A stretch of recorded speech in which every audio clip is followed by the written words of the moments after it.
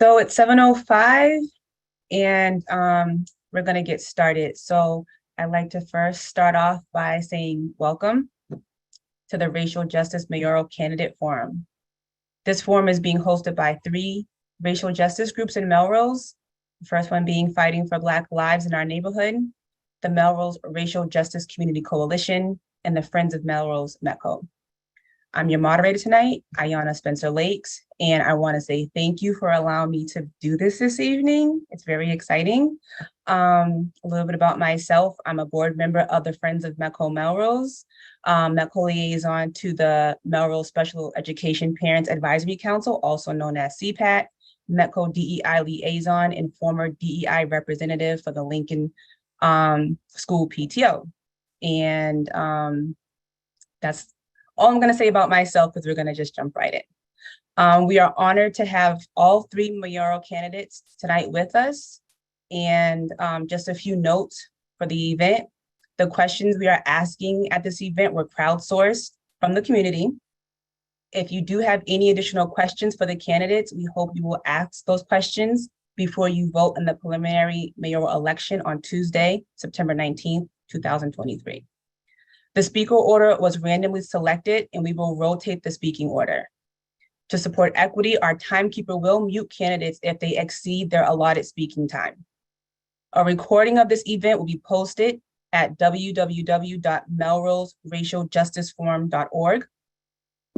And now I'd like to invite each of the candidates to take 2 minutes to introduce themselves. Ms. Grigoritis will go first, followed by Ms. Hammer, and next we will have Ms. Madero Solano. Thank you to the organizers of tonight's event and to everyone in attendance. I think it's a testament to our community that we have so many residents engaged on this issue and logged in here tonight.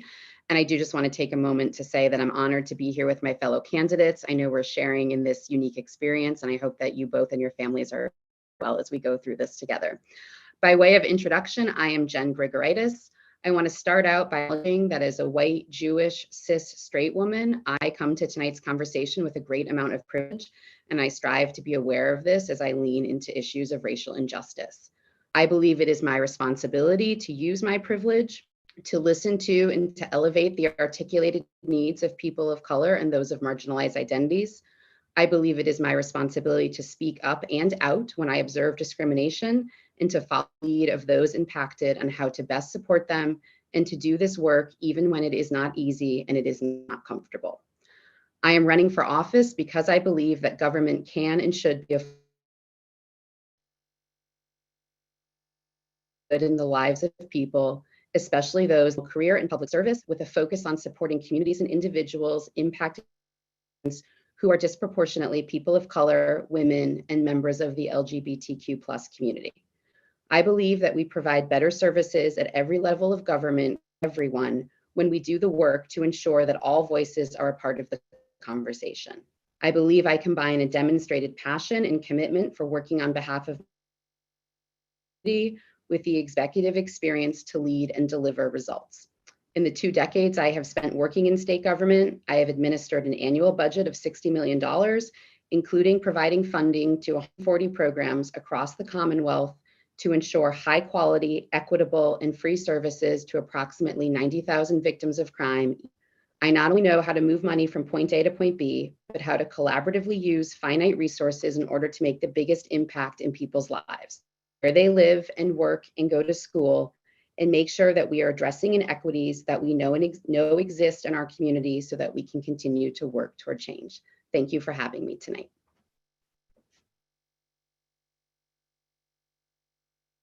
Thank you so much for that, that introduction. And next, we will have Ms. Hammer.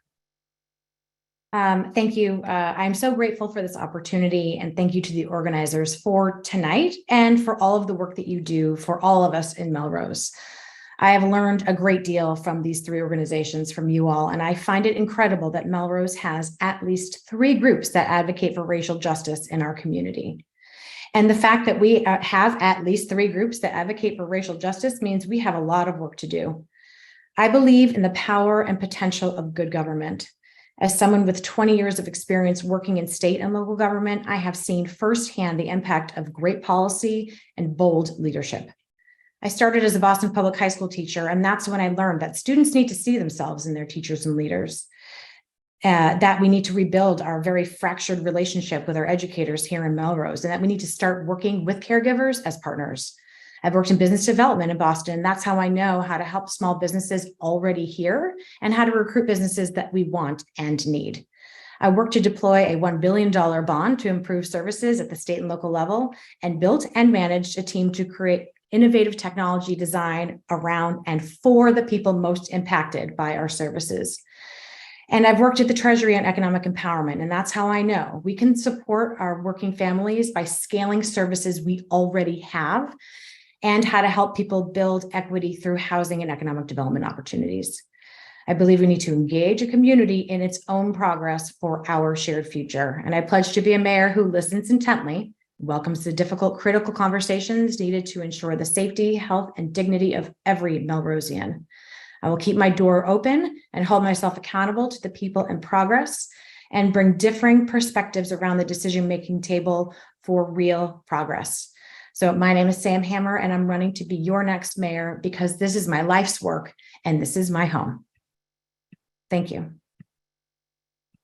Thank you so much, Ms. Hammer. And last but certainly not least, we have Ms. Mayoral Solano. Thank you. First, I want to thank Fighting for Black Lives in Our Neighborhood, the Racial Justice Community Coalition, and the Friends of Melrose Metco for hosting this forum, my fellow candidates for participating, and the voters for watching. My name is Monica Madeiro Solano. I'm a candidate for mayor of Melrose. I've lived here in Melrose my whole life. I'm the daughter of a first-generation American whose first language was not English. My parents struggled and saved to buy this house on the edge of town where I continue to live today. I've been privileged to grow up in a stable and loving environment with two parents who sacrificed so much for me to have the opportunities that I have today, including being here today as a candidate for mayor. I've gotten involved at the local level, serving on the school committee and then the city council for a total of 14 years altogether. And I'm running for mayor today because I'm grateful for those opportunities, and I want to ensure that the next generations have these same opportunities and more. Tonight, we're going to address important and sometimes sensitive topics. I'm hopeful that this will be the beginning of the discussion. And if I'm elected mayor, I'm committed to keeping this conversation going and to improving relations among all of us in our community. Thanks so much, and I'm looking forward to keeping this conversation going. Thank you all so much for your wonderful introductions and for staying within time. Now we're going to go into our questions that were crowdsourced.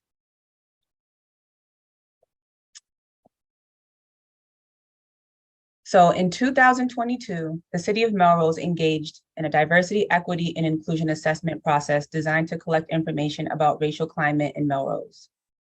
According to the DEI assessment, 35% of Black people feel uncomfortable interacting with City Hall compared to only 6% of white people. The question is, what would you do to make City Hall more welcoming to Black people? And first, we will have Ms. Hammer. Great, thank you. So when you step into someone's home, you get a sense of who lives there. It's most obvious by the art or the photos on the walls. And from that, you get a sense of whether you are comfortable, welcomed, or you belong. City Hall is the people's home. And so I want to open it up. I want everyone to feel welcomed and a sense of ownership and pride when walking into our home. I want to open up our space for community meetings that are more informal, for other groups to come in, and for more public interaction and learning together. And I want to bring City Hall out to the people, offer services that we have where people actually are. And so again, the City Hall is the people's building, and that's how I see it. I have heard too often that our City Hall, especially our council chamber, doesn't feel as welcoming and warm. I want to be able to honor our history while creating some belonging spaces and welcoming warm spaces for residents in Melrose today. I want to put public art and impact the building on the walls and in our halls so that Melrosians can physically see themselves inside City Hall, solicit proposals from artists of color, and to exhibit with a reception, to invite everybody to come in for a discussion. And also, very importantly, government works best when it is representative of the people we serve. We need to invest real time and real money in hiring people of color and take a proactive outreach approach to really find folks that we need to represent us inside City Hall. Again, City Hall is our building, it's our home, and it also has a beautiful front lawn. So let's all come out and use it. Thank you. Thank you so much. Next, Ms. Madero Solano. Thank you. You know, government in general, even here in Melrose, has not always done a very good job of making people of color feel welcome or feel like they'll get the same respect and service as other people. We need to acknowledge that history and reality openly. Then we can look to find ways to make City Hall more open and welcoming. To me, that means creating a customer service oriented atmosphere. That means adding wayfinding assistance such as signage. And I think adding a greeter is a great step and something that I advocated for 4 years ago in the mayor's race. I'm glad to see that Mayor Broder has put this into practice. And we have to make sure that, you know, all of our employees remember that first and foremost, we're customer service, we are public servants. And our goal must be that everyone interacting with City Hall feels welcome and that their concerns and issues are taken seriously and will receive the same priority. That attitude needs to start with the mayor, and as mayor, I will do that. Another focus is increasing workforce diversification so that people of color can see more people who look like them when they interact with city government. My experience on the Labor and Personnel Relations Policy Committee of the Mass Municipal Association and in working in municipal resources in the town of Norwood would be an asset in this area. On the hiring front, we should be doing things like removing names and even addresses from resumes so that we're looking more clearly at a candidate's experience and removing inherent bias from the hiring process. In general, we need to go out and into communities of color to recruit people to choose careers in municipal government. We also need to look at creating more stepping stone positions that will allow people to get their foot in the door. For example, hiring more EMTs could get them on the job training, and later they can become higher paid, full-fledged paramedics. This could help some of our overall staffing issues across the board.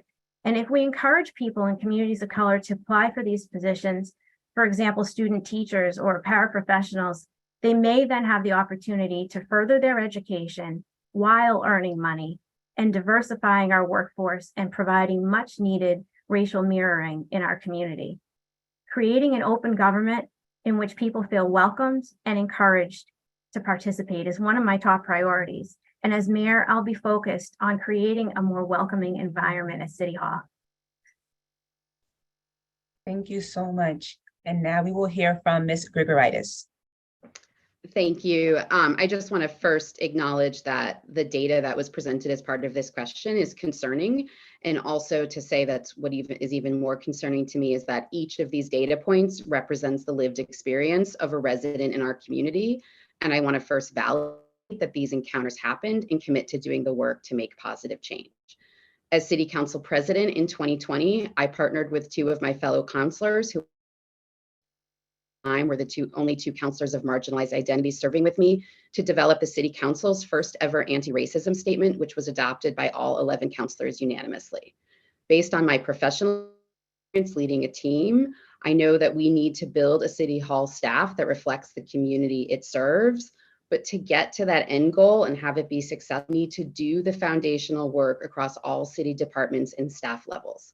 This includes trainings on implicit bias and how it impacts our delivery of services, a wide array of stakeholders with the voices of residents of color at the center in developing and executing a DEI strategic plan, engaging staff in setting individual and department DEI goals, a comprehensive review of all City Hall policies and procedures, both internal and external, through an equity framework. We need to not only do this foundational work, but we need to be constantly accountable and reflective to our community on the challenges encountered and the progress made. To bring about change, we need to have good intentions as well as accountability and follow through. Thank you. Thank you so much for all those wonderful answers. Moving on to the next question. In the Melrose public school system, Black students are suspended at higher rates than white students. Melrose has one of the highest rates of racial disparity in school discipline compared with 12 neighboring communities. In your role as mayor, which also gives you a seat on the school committee, how do you plan to eliminate racial inequities in school discipline? We're going to start with Ms. Madero Solano. Thank you. Now, this is one of tonight's topics of discussion, which I find the most troubling. Discipline should be fair, and all students should be treated equally. We should not have a discipline system with differing behavior standards or differing punishments for the same conduct. There may be, however, some underlying issues here and strategies that will help these troubling statistics. The school needs to acknowledge the background of the students involved in disciplinary issues and take a trauma-informed approach to how they deal with behavioral issues in the schools and the punishments imposed. We also need to make sure that the parents of Black students have the same access and opportunities to interact regularly with teachers and administrators in their schools, because over time, having or not having these relationships can affect student disciplinary outcomes. It's unfortunate, but people are human, and that's a fact. That's why we need to work to improve it. We need to recognize that Black students face microaggressions often on a daily basis in our society and often in school. And this atmosphere can and does affect the reactions to issues differently. We also need to make sure that any discipline imposed for any of it, we have a robust appeal process for students and parents in which all parties are informed of their rights, especially when it comes to suspensions, which could have a lasting effect on a student record and one's ability to access or be accepted into higher educational opportunities. We also must regularly review discipline statistics, both internally and with an outside review, to make sure that we're continuing to monitor and address any disparities in punishment. As mayor and as a member of the school committee, if elected, I'll work towards eliminating these racial inequities in school discipline. Thank you. Ms. Grigoritis. Thank you for this question. I think one of the most important responsibilities of the mayor is serving on the school committee. And this matters to me as a parent of an incoming 9th grade, 4th grader, as a former board member of the Melrose Ed Foundation, as one of the founding members of the One Melrose Override campaign, as the daughter of a public schools educator, and as myself, a graduate of a public school system. This is a very serious issue, and I know that Melrose Public Schools and the school committee have recently taken some steps to address this, including making changes to secondary school protocols around discipline and restorative justice and deploying a new reporting form for bullying. I am pleased that our leadership teams at the middle school and high school are taking this issue seriously and engaging in taking action, and yet we need to go farther. We need to elevate the voices of students of color, hearing their concerns and working to address them in a trauma-informed way, while also shifting policy in response to their experiences. Their voices are central to how we move forward to see where we can continue to understand and improve. Again, having worked with victims and survivors of violence for 15 years, I know that we need to do both. We need to analyze data and also into the individual stories that are behind that data. We need to acknowledge harm. We need to validate lived experiences and the repercussions of systemic discrimination. We need to be comfortable with the fact that there is not one definition of justice. Thank you. Thank you. Ms. Hammer? Great, thank you. So I come to this question as a former Boston Public High School teacher, living the experience in the classroom, as well as a parent of 2 students at the Lincoln going into middle school next year. And I've seen that inequality shows up in many different ways, more than just discipline, like investment in our students and our schools and access to the services and resources that they need. But on discipline, if a policy like detention or discipline is producing inequity by populations being overrepresented by the data, then you know that there is something wrong with that ecosystem. We are not serving that population equitably. Something is broken. We need some new professional development standards and new systems that counteract these biases that impact Black and brown male students disproportionately. I have said at some of our meetings together and in other meetings of marginalized communities, we can no longer rely on those who are harmed to push us forward in policy. We have to be proactive.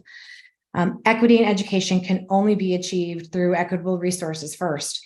If students are underserved in schools, they are more likely to experience educational disparities, disproportionate discipline, and diminished outcomes that can perpetuate cycles of inequality throughout the rest of their lives.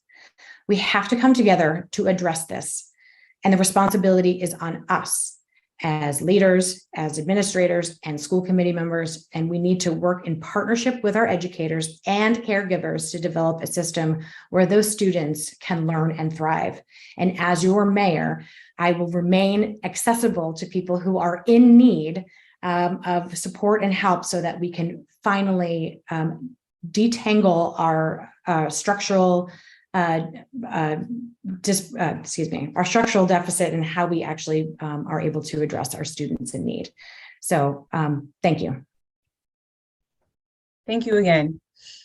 The next question that we have for the candidates. In the Housing Production Plans Fall 2020 online open house, the most highly endorsed priority was racial and ethnic integration in housing, supported by 65% of participants.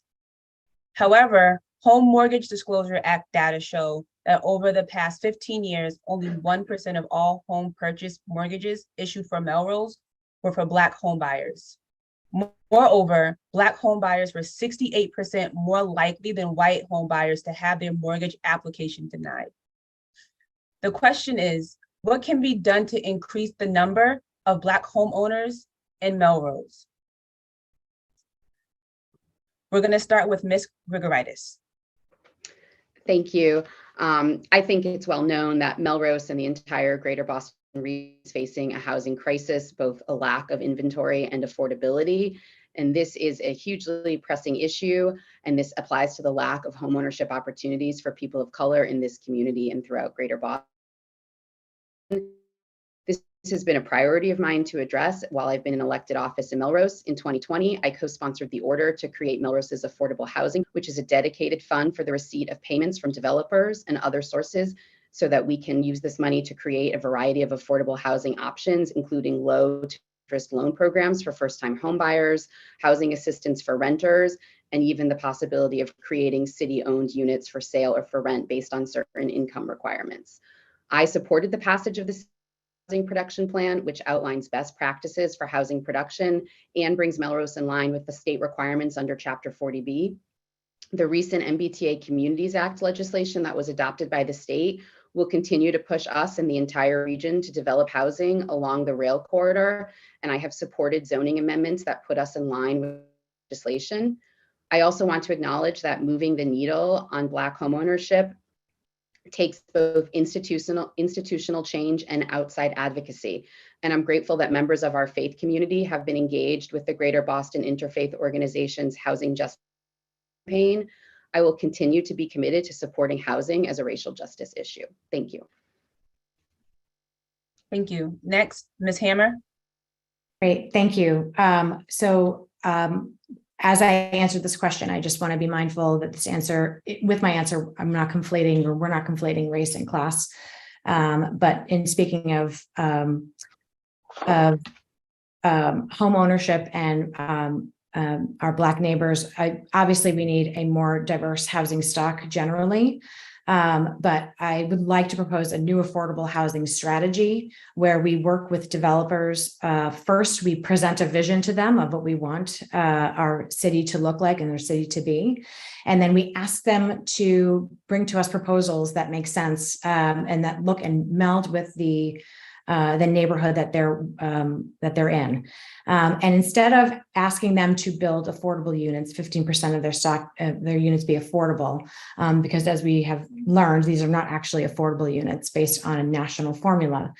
I want them to instead invest in our Affordable Housing Trust Fund, which we have, to then work with our Affordable Housing Corporation, which we also have, to build units for people, for home ownership opportunities.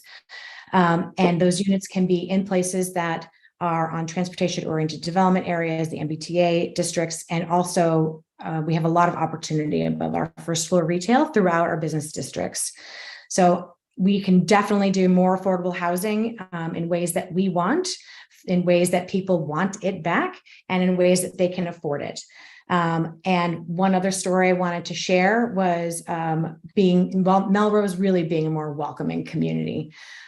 So recently we had a very public open event where people at the beer garden finally felt that they belonged.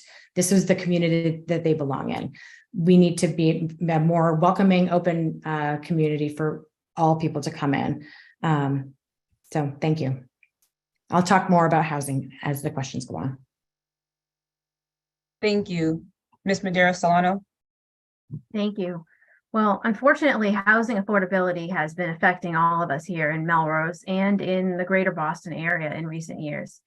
But we have to acknowledge that housing discrimination and redlining happened and may still even be going on in our own community. And when we think about how we might remedy this inequity, we might consider a few things. So first, we can understand that access to inherited wealth and financial resources may be less for people of color. And we can look towards creating a down payment assistance program or microloan programs to help first-time home buyers who have less resources to put together enough money to make a solid down payment. We can also work with the Melrose Housing Authority to create more affordable housing units in Melrose. And one option to explore is creating incentives for current Melrose homeowners to agree to adding an affordable deed restriction in lieu of paying property taxes so that we could increase our affordable units and also provide property tax relief to homeowners in Melrose, particularly senior citizens that need it. And by doing this, we could create more affordable housing without building more condos or large developments, and having more affordable housing units in Melrose means more access to home ownership to all home buyers, especially those of color. Across the board, whether it be new rentals or in home purchasing or lending, we really need to send a clear message that discrimination and redlining in housing in Melrose is not going to be tolerated. And I'm committed to doing that as the next mayor. Thank you. Thank you. Thank you again. So our next question. In the 2023 school year, as in years past, Melrose had no Black teachers. This is a loss for all students and is especially harmful for our Black students. Research shows that when Black students have Black teachers, they are more likely to thrive academically and less likely to be suspended. In your role as mayor, which also gives you a seat on the school committee, what ideas do you have about recruiting and retaining Black teachers? And I know this isn't on the slide, but I just want to make a note here that we're talking about more than a gym teacher.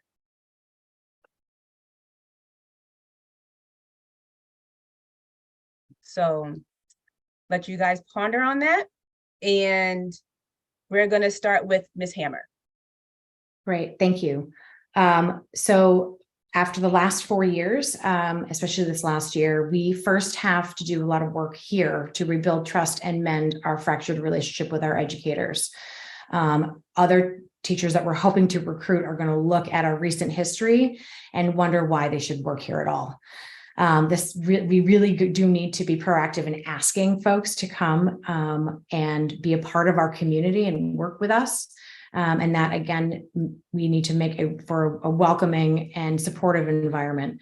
And then, as I mentioned about economic opportunity and housing, we really can offer if we build units on our own, we really can offer these to folks that we either have currently as public servants and educators, or those that we want to recruit to buy into our community, not only for their employment, but also for their housing and to start building some equity.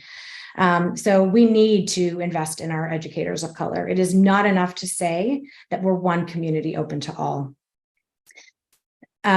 The build it and they will come approach often does not actually signal to diverse educators that they are welcome. It takes a much more proactive approach, and this is multifaceted, but one strategy is to build relationships with local colleges and universities that enroll diverse students. Making Melrose a place where diverse undergrad and grad students studying education come to do student teaching is a way to introduce more educators of color to our community, learn from their perspectives and experiences, and potentially offer them teaching positions when they complete their degrees. For professional development, Melrose Public Schools has been providing professional development as an ongoing basis to address issues of equity and inclusion for the last 10 years. I want to see what those are. I want to make sure that some of those are required for all teachers and modernize them as they probably need to be. And then it's important to retain faculty of color once they're here, particularly in a district where they will be underrepresented. Let's build communities of practice, mentoring, and opportunities for community building and professional development. We have to invest in educators of color if we want them to be invested in us. Thank you. Ms. Madero Solano? Thank you. We need to start recruiting teachers more widely in communities of color. And right now, our teacher jobs are probably not publicized widely enough in those communities, and we can definitely do better in our recruitment to make these opportunities more well-known and promoted at colleges with diverse student teachers looking for jobs. You know, we can, as I mentioned earlier, work to create a student teaching path here in Melrose to full-time teacher positions. In which this would allow us to recruit student teachers of color from all over the country. In addition, we need to make sure that Black teachers are welcomed in our schools and feel welcomed in the community. We also need to make sure that all Black teachers who are recruited feel included and empowered in their local schools, and who are supported and promoted fairly so that they'll want to stay in the Melrose school system. We need to expand our job postings beyond our usual outreach into communities of color and hope in finding qualified Black principals and administrators, which could also help us to recruit more teachers and staff members of color. Thank you. Ms. Grigoritis? Thank you. As I know everyone who's tuning into this is aware, this is here in Melrose and also in communities across the state. I think one of the things that we're going to need to do is look to our state partners to help us address this in a more holistic way. As mayor, I would continue to advocate for passage of the Educator Diversity Act at the state level, which was sponsored by Senator Lewis and co-sponsored by Rep. Lipper Garabedian. So we know that our state delegation is aware of the needs and is ready to leverage state resources to help us address the barriers that exist for teachers of color looking to enter the profession and to stay in it. Here in Melrose, we need to empower our school leaders to develop a plan for hiring and retention of teachers in color in Melrose. And we also need to make this an identified, clear priority as we search for our next superintendent. We need to partner with parents of color and students of color to hear their needs and concerns, and we need to ensure that the union is engaged in these conversations. And lastly, we need to do foundational work to make sure that the district has the tools and resources it needs to be successful. The Melrose Public Schools contains the largest number of city employees and yet has no dedicated HR. We need to lay the groundwork, make sure that the tools and resources are there so that we can effectively recruit, retain, and support teachers throughout their lifespan and feel the district has done the work to make this a welcoming place. Thank you. Thank you so much. The next question that we have for the candidates.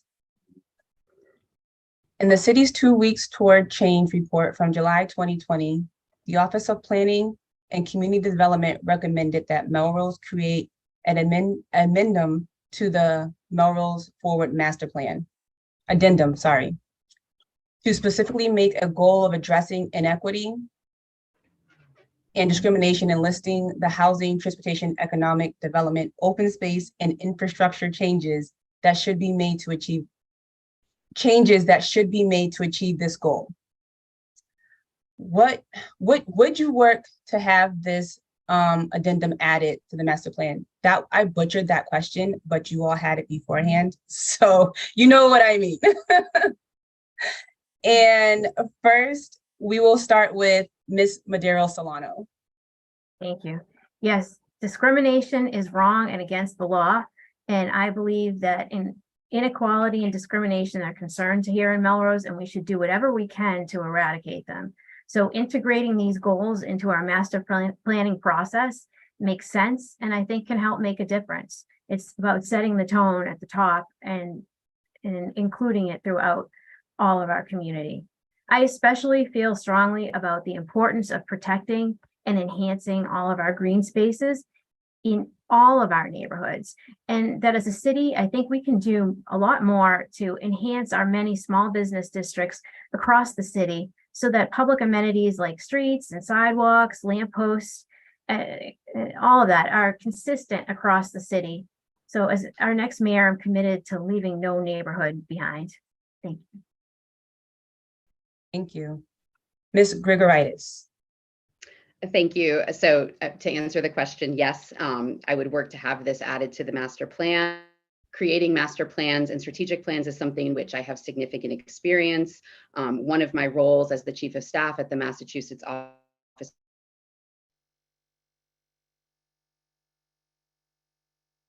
was in overseeing the implementation as a specific set of DEI goals at the agency, team, and individual level.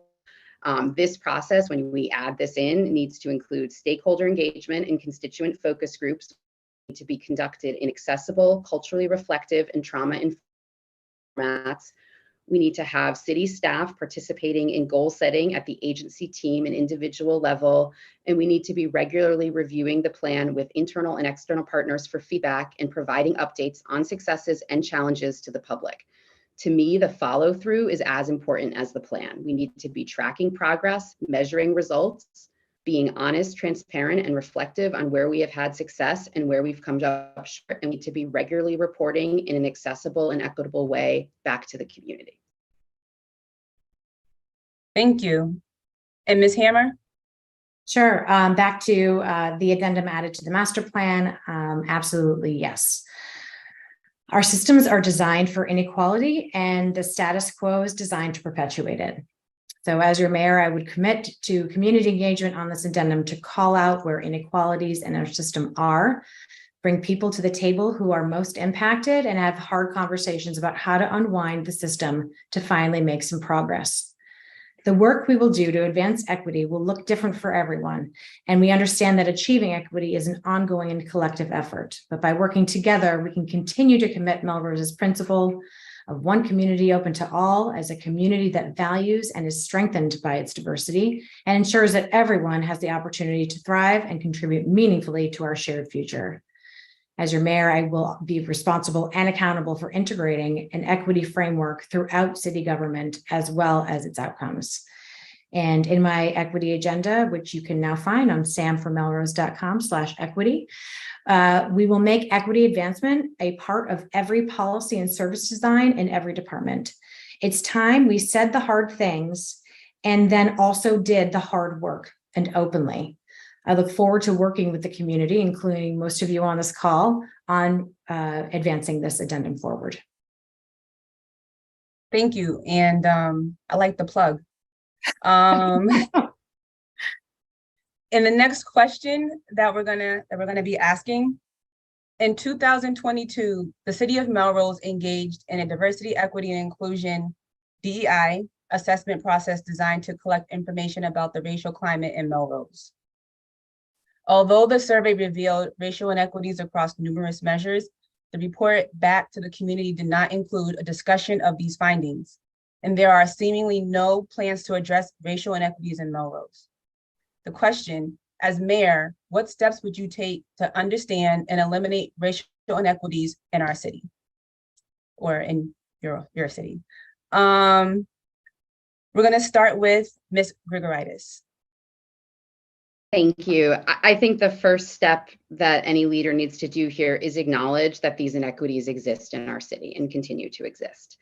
As I've said before, understanding comes from listening to and validating the voices and lived experiences of our residents of color. And we need to do this in ways that are safe, trauma-informed, culturally reflective, and accessible. We need to analyze data and trends, as well as listen to understand from individual experiences. We need to be always looking around every table where decisions are being made and noticing who isn't there, and not just including them, but elevating the voices of those that have been sidelined. And we need to make our own structural changes within City Hall and in how we do business, how we procure goods and services, how we retain, train, and support staff, how we expand and protect access to government meetings and information, regardless of physical or language limitations. I have demonstrated my commitment to these issues during my 4 years on the council, and as mayor would continue to do the hard things in order to make city government truly accessible. Thank you. Next, Ms. Hammer. Thank you. So the question was, what steps would I take to understand and eliminate racial inequities in our city? So I've learned quite a bit from all of you and these three groups over the years. Racial inequity impacts men and women differently, non-binary differently, and age differently as well. Racial inequity affects every part of life: education, housing, economic, every part. And it's time we actually do the work.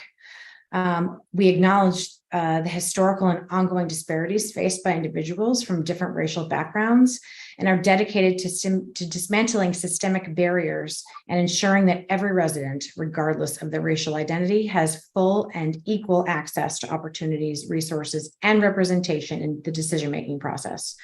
So I first want to partner with the community to create an equity task force of department heads and community members, including youth commissioners and experts, with open meetings for the public to attend and also learn from, who would review the agenda, drive the agenda, and keep us all accountable. Second thing I want to do is all of this work needs to be driven by data, quantitative and qualitative. The quantitative data will clearly show us where our society and our system are broken. We need to work with an expert partner or organization so that we know upfront what our best practices are and how we can move our community forward without having to learn as we're going and doing it. The fourth thing is ongoing communications. By promoting open and inclusive dialogue, cities can build trust, foster understanding of the challenges faced by marginalized communities, and encourage public participation to address these systemic inequities and promote social justice. And the fifth is to track progress, ensuring accountability and transparency in the pursuit of equitable outcomes for all residents. We need to discuss where we are and where we want to be, have educational programmings for the community also to learn and engage, and actually produce some of those efficacy reports publicly. So those are the steps to understand where we are.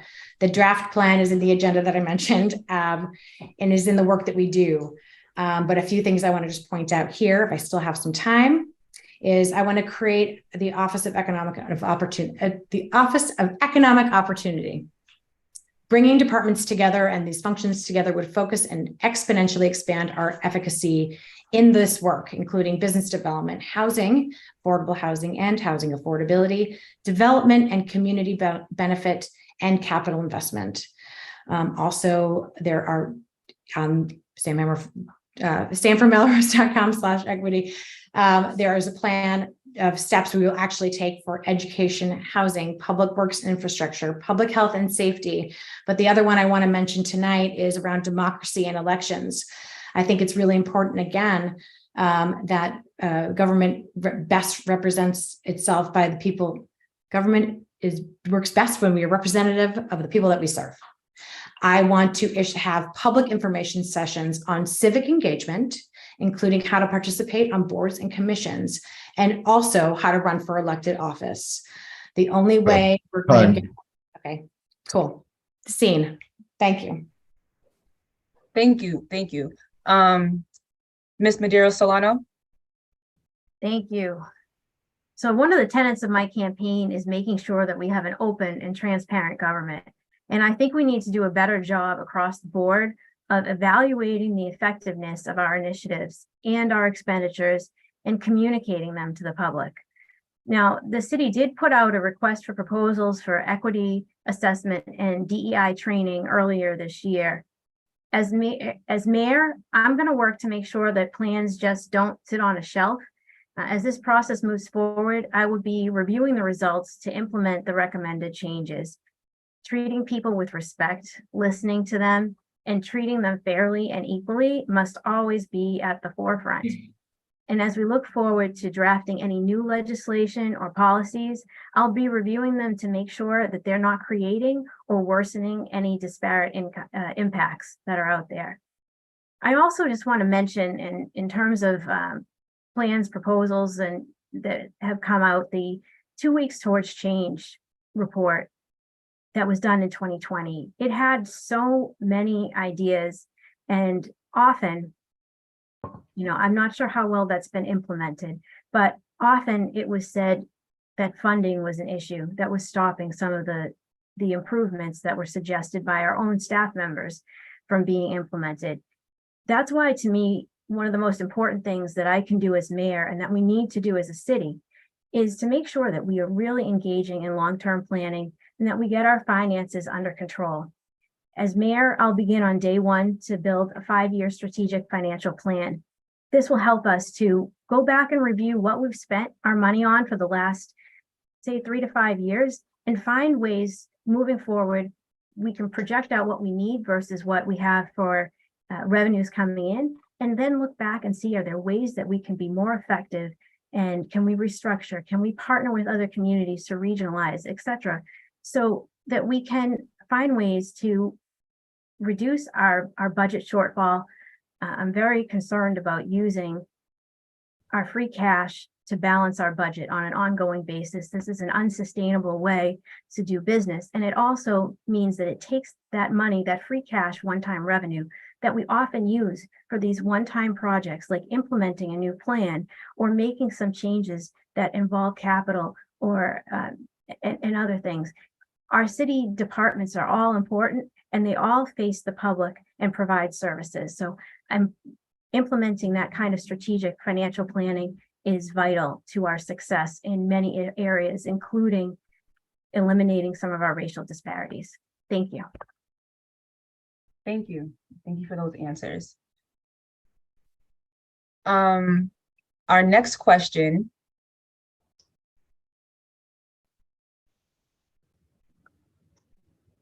In the city's 2 weeks tour change report from July 2020, the Office of Planning and Community Development recommended that past discriminatory redlining practices should be acknowledged. Redlining was a network of federal, state, and city regulations and practices that prevented Black people from buying homes in Melrose prior to 1968. The effects of redlining on Melrose persist today. How should the city acknowledge past discriminatory redlining practices? And we will start with Ms. Hammer. Great, thank you. So one of the 2 weeks to change memos that I came upon recently was from our historical commission. And they talk about having accurate history lessons for everyone. And I agree. We'll talk more about this later when we talk about that topic. But similar to the work that they have done in Black History Month, and we need to have more educating around for our entire community around the history on zoning and how it relates to decisions that are made today. So paraphrasing from the Historical Commission's memo, they've offered to continue to work to educate the public about the history of people of color and other marginalized groups in Melrose's past. Through publications, public presentations, the Melrose Historical Commission will continue to research and bring these otherwise forgotten stories and people to the forefront of our community's attention. So while preliminary conversations with the Melrose School Committee Chair indicated an interest in developing some of this local history with the commission, the possibility should be explored to further include the history of people of color and other marginalized groups in Melrose And anything that we do for our students, anything that they're learning, the rest of us in the public need access to as well. We all have gaps in our in our history lessons from multiple generations. So as we learn together as a community, we will grow together as a community. Thank you. Thank you. Ms. Medeiros Solano. Thank you.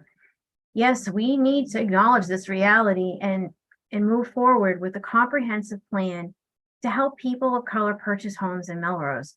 Redlining is wrong, it's illegal, and it will not be tolerated. The message needs to be reinforced and communicated clearly within our financial community.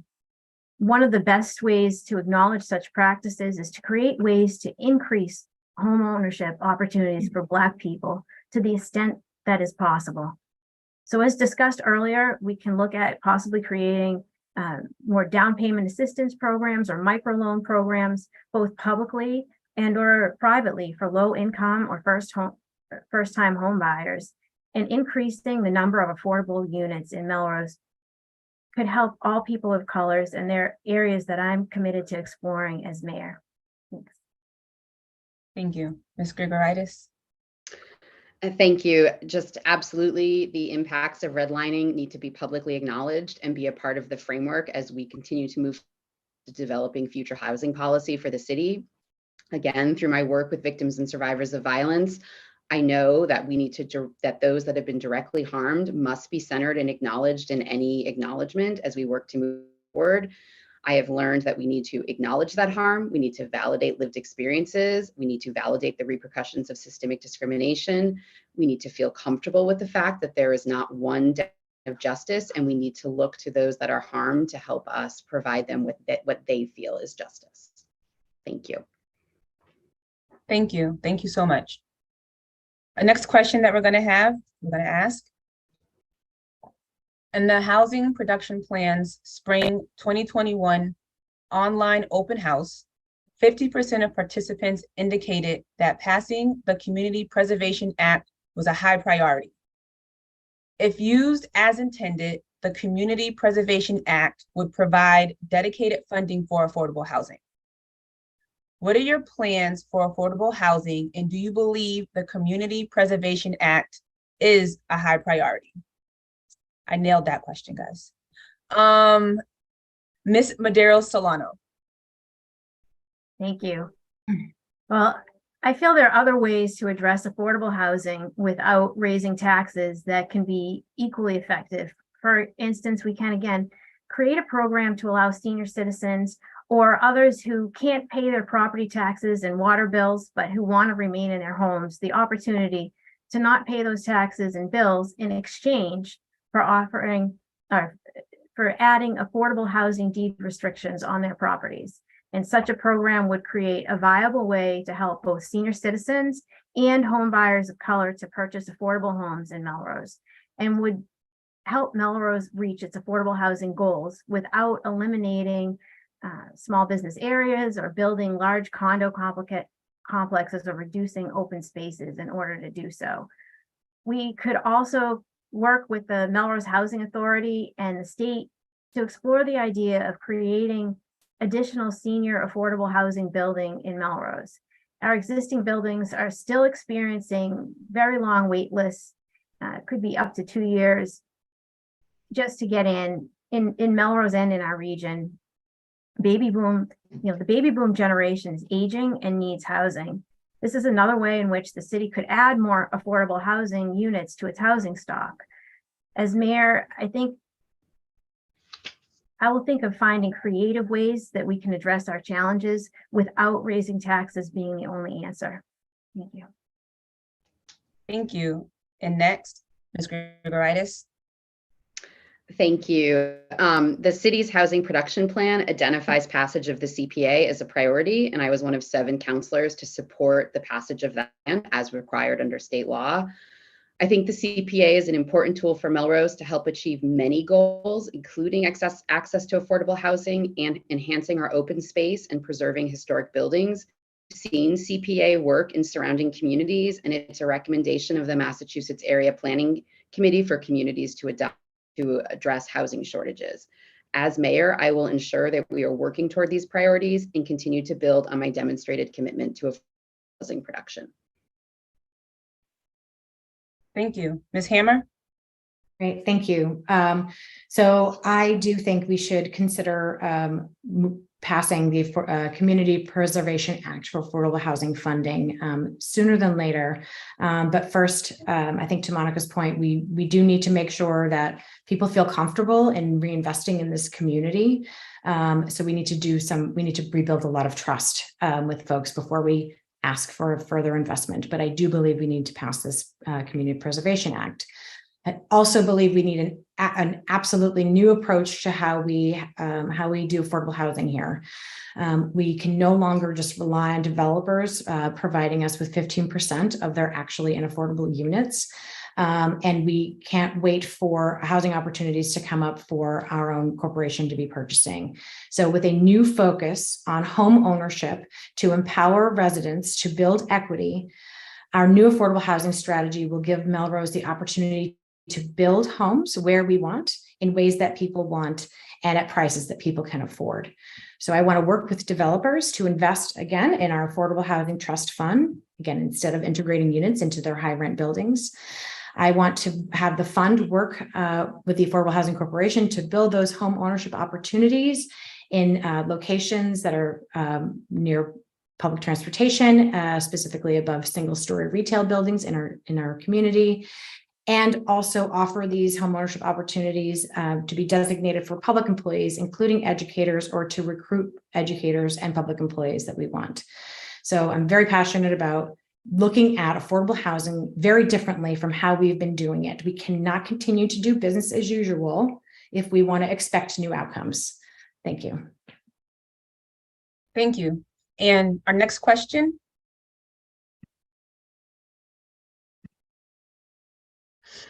In June 2020, as part of a project called 2 Weeks Toward Change, Mayor Paul Browder ordered all Melrose departments, boards, and commissions to examine their procedures and policies with the goal of improving those that don't promote racial equity.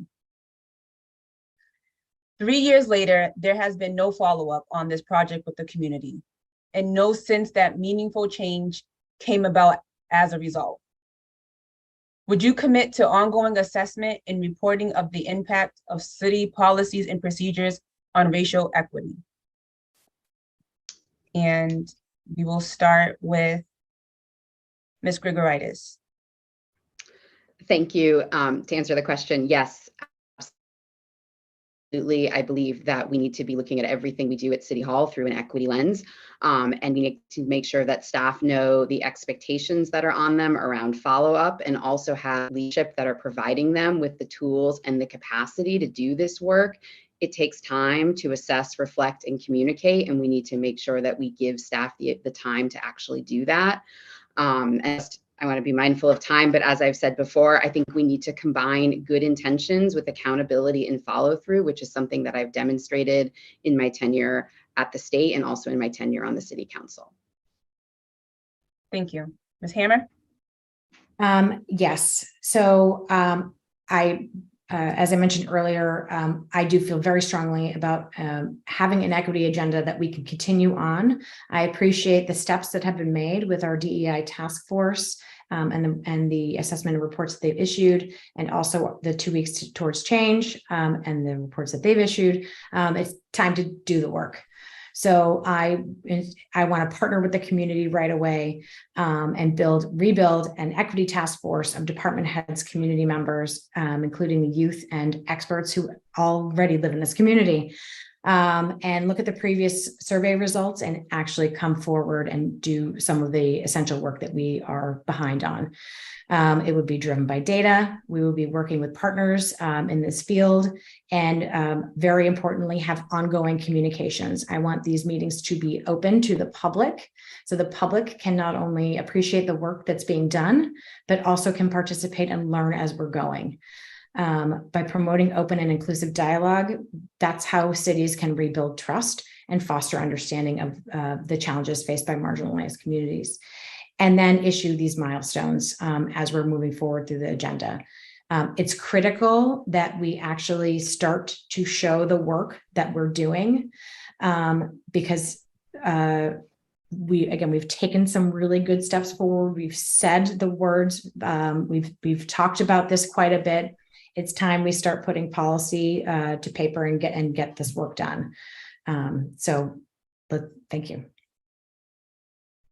Thank you. Ms. Madeira Solano? Thank you.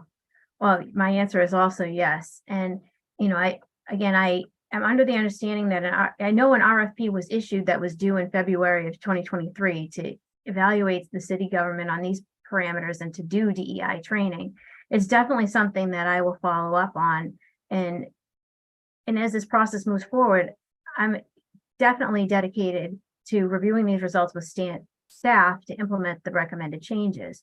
But I think this is part of a greater problem. We've had a lot of times in city government where we take on something, we make a report, we have a group of people that come together. We sometimes really have a very open and inclusive process, and then we create a report and don't do anything with it. And it creates a lot of frustration. Now, clearly, the city may be doing something here, but clearly the people who put together and asked this question don't think the city's doing anything. So there's certainly a problem here that needs to be addressed, and it's part of a greater problem. And we need to make people feel welcomed and included, and that they have a sense of belonging in our community. And this is all people, and it's really something that I'm committed to doing as the next mayor, to creating an environment that's open, that involves stakeholders in the decision-making processes that affect them, and that keeps them involved in the process.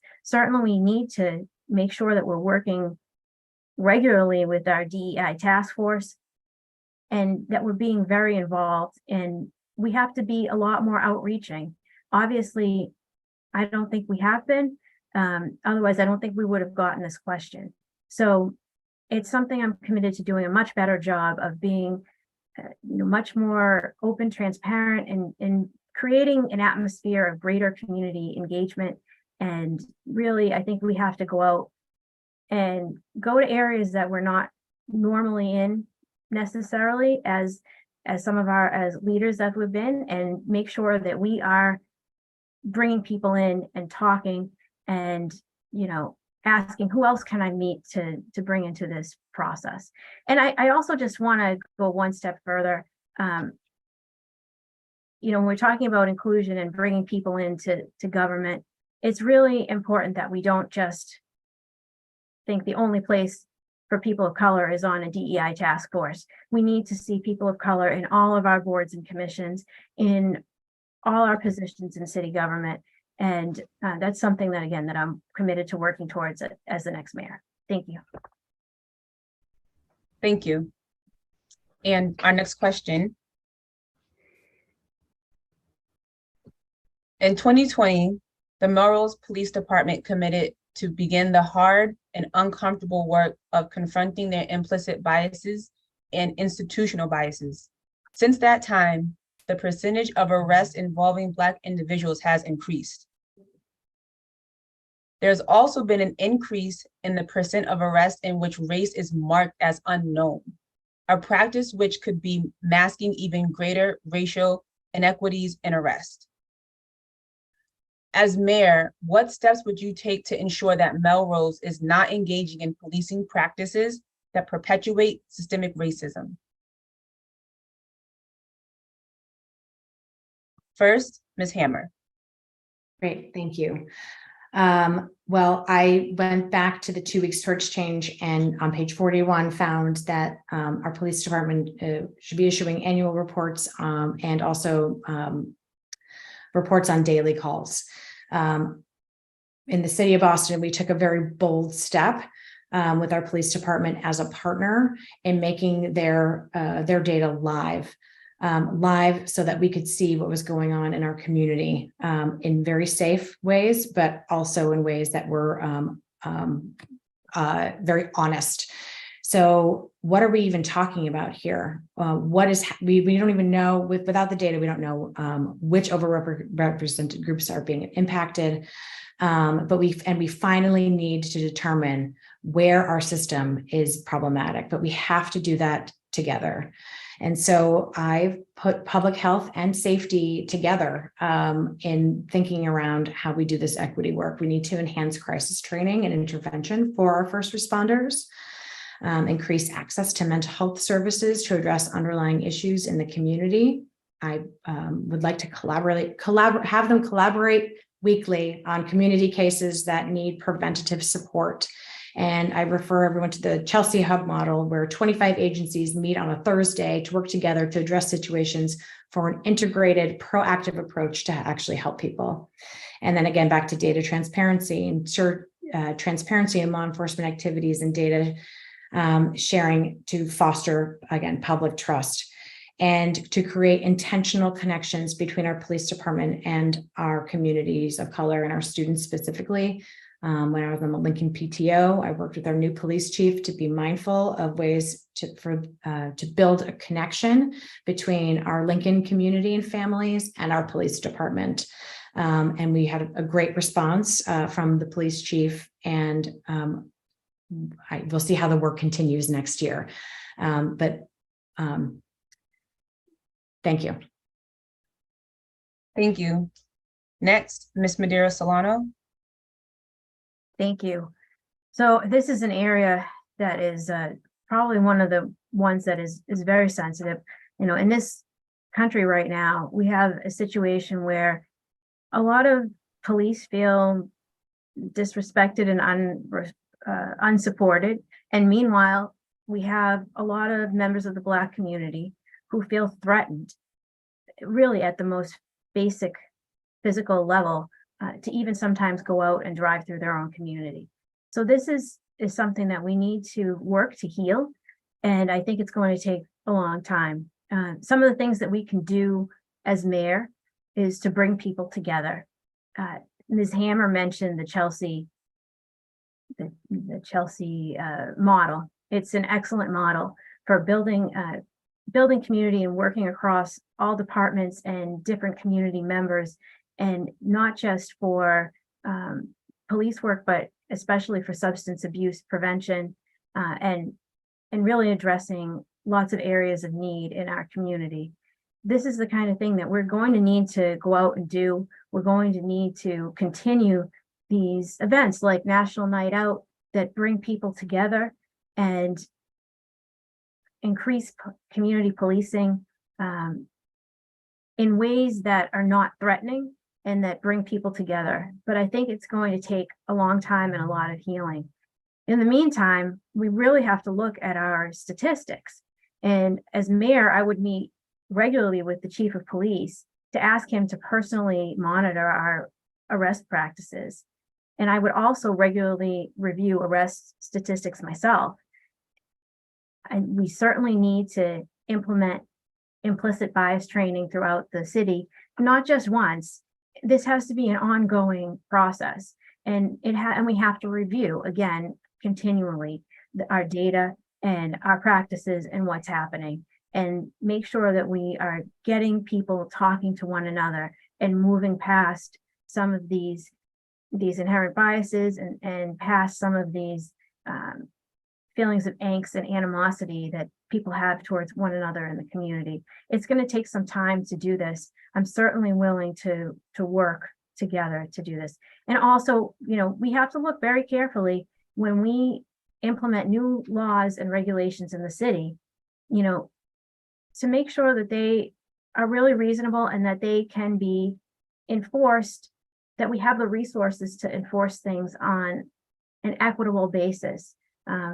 If we don't, we probably shouldn't enact those laws, because there's probably a better chance than not that due to inherent biases, that an implicit bias, that possibly they may not be enacted equally.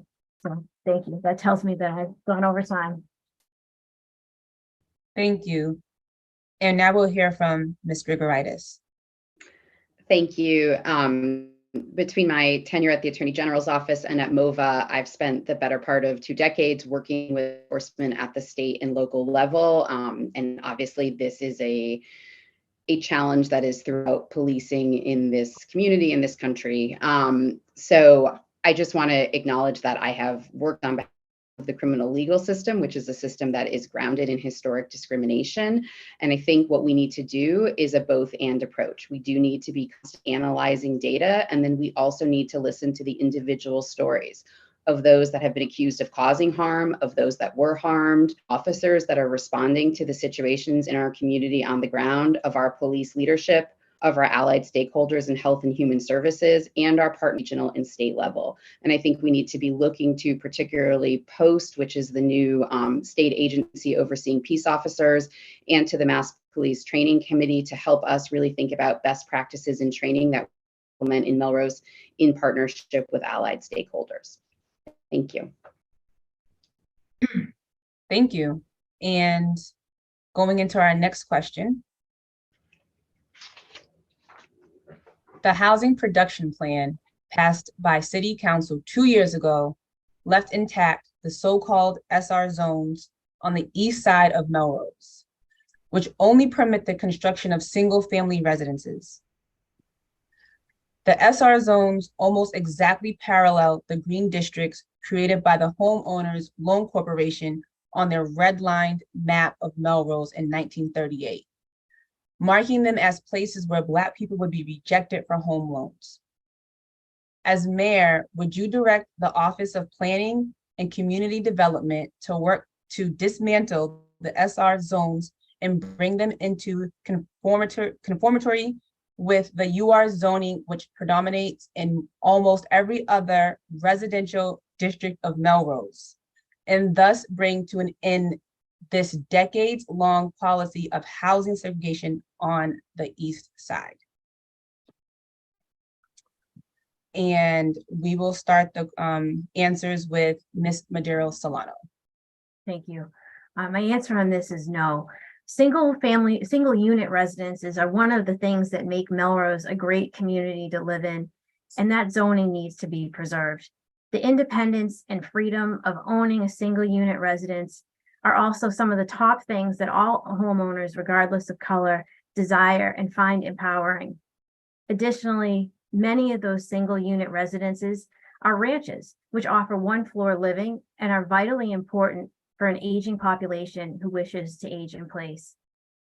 Zoning changes are not the only way to root out redlining or housing segregation, both of which are morally wrong and illegal. The single largest impediment to Black home ownership in Melrose is affordability. And all of Melrose, not just the east side, has pricing that's statistically well beyond the reach of most Black homeowners because of their lack of assets, net worth, and generational wealth, as reported by the Boston Globe. To address these issues effectively, and as I previously discussed, we need to explore ways to create more affordable housing units in Melrose. And one way to do so is creating affordable deed restriction program in exchange for property tax relief. Thank you. Thank you. And Ms. Grigoritis? Thank you. As the question highlights, and as I think so many of us have agreed, zoning impacts who lives in this community. And I've proudly supported zoning changes that have been recommended by the planning board that make Melrose more livable and align our city with who we want to be versus who we were. I think this is something that the planning board would need to look at very carefully, along with a robust community input process and a full understanding of potential impacts. And I would look forward to engaging in this process as mayor. Ms. Hammer? Great, thank you. I do really appreciate this question and the thinking around it, and also back to the previous question around discussing this as a community as it reflects our history. Some communities have created more inclusionary zoning overlays, while others are still clinging to these exclusionary zoning practices. And yes, we should think about more inclusionary zoning that we can use to draw in more diversity. but UR won't necessarily solve the problem. It is a part of the puzzle that we have here. Being mindful that there's no public transportation nearby, and also that those homes are not necessarily more valuable than the homes on the west side.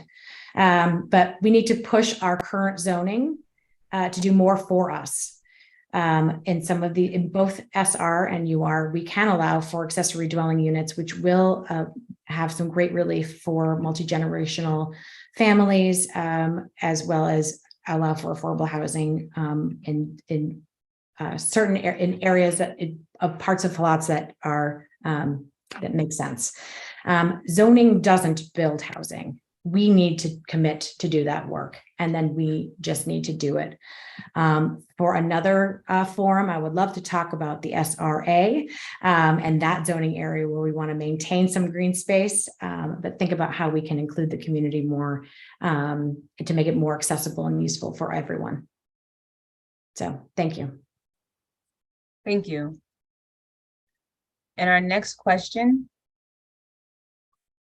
what active steps will you take to promote racial diversity, inclusion, and cultural sensitivity in your administration, city offices, and services?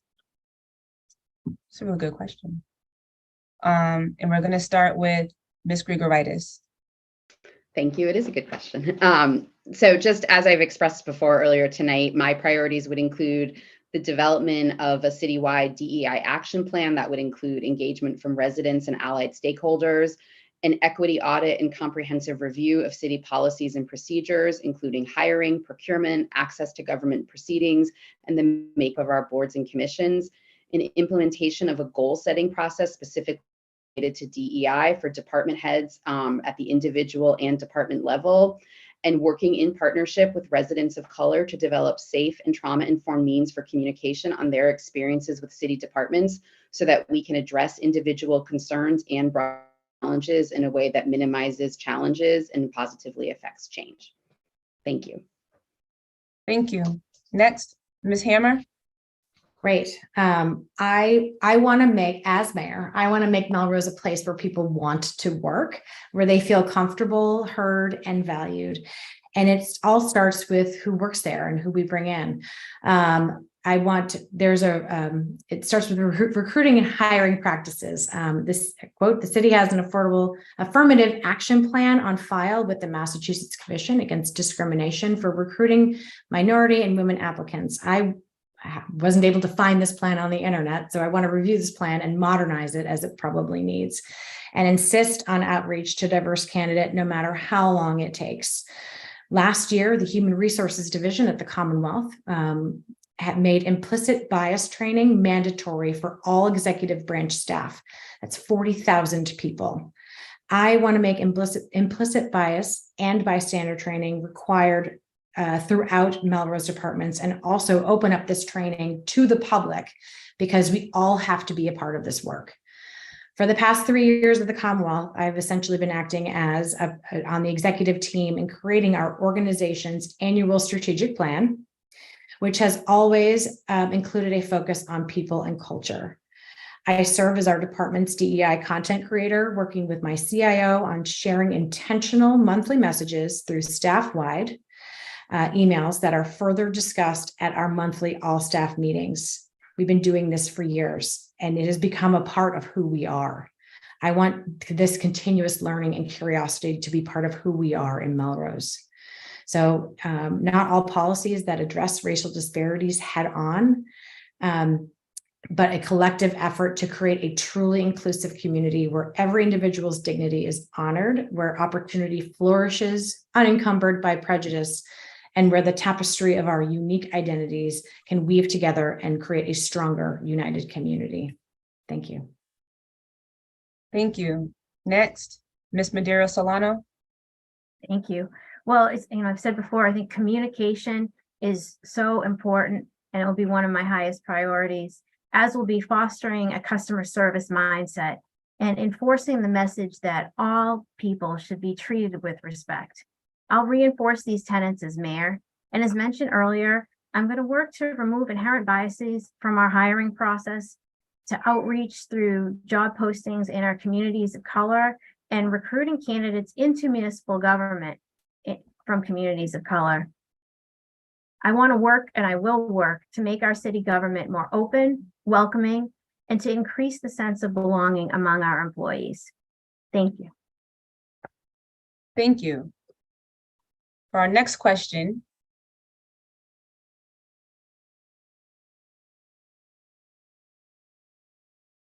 as mayor, how will you support our educators' commitment to teaching true and accurate U.S. history regarding slavery, the civil rights movement, Jim Crow, redlining, etc.? If and when parents or political organizations pressure or attack individual educators for accurately teaching the history of our country with regard to race relations. First, we'll hear from Ms. Hammer. Thank you. This was one of the questions I couldn't wait to answer with you all today.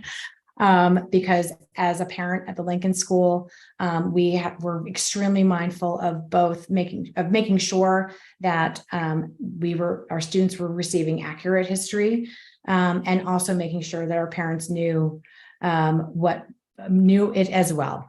So deliberate curriculum design with diverse perspectives, experiences, and cultures, ensuring every student's needs are addressed and empowering them to succeed regardless of their background or identity is essential in equity in education. And by intentionally integrating inclusive content and promoting critical thinking, we can foster an environment where all learners can thrive. We want all students to feel safe, seen, heard, and that they belong. With that said, pressure from political organizations. As mayor, I'm committed to our educators and ensuring their safety and freedom in delivering comprehensive and inclusive curriculum, including racial justice curriculum. I will firmly oppose any political interference that seeks to hinder the vital progress towards a more equitable and socially conscious learning environment. Come talk to me is what will happen. For our caregivers are our partners in education, and I firmly believe that historically accurate lessons are necessary and would be welcomed in the community. If a hard conversation is needed to work through, let's do it early and often. And again, working with our historical commission on bringing forward some of our true historic lessons from our own community is vital in that work. Thank you. Thank you. Next, Ms. Madeira Solano. Thank you. Well, I believe we should encourage parents to be actively involved in their children's education, but we also must support our teachers, and we must create an environment which is free from discrimination. I wholeheartedly support teaching true and accurate history. We need to acknowledge our past, both good and bad, in order for us to move forward, and I'm committed to supporting that. Thank you. Thank you. Ms. Grigoritis.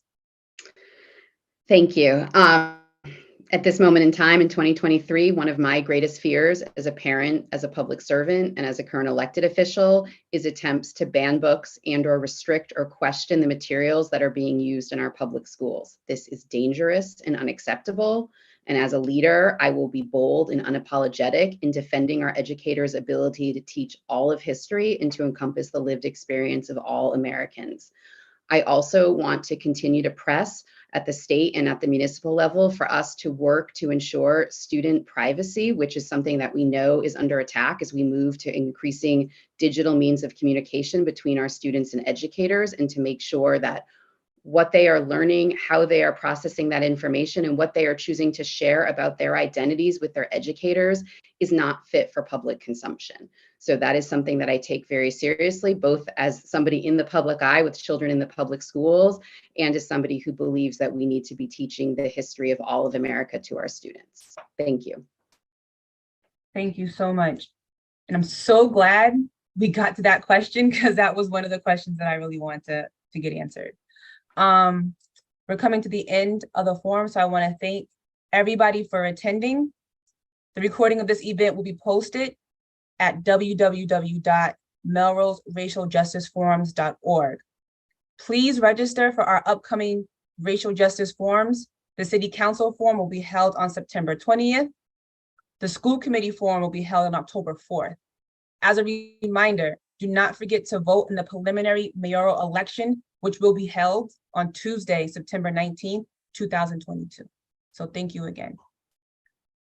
Thank you. Thank you. We'd shake your hands if we were live. Yeah, that's fun. Soon enough.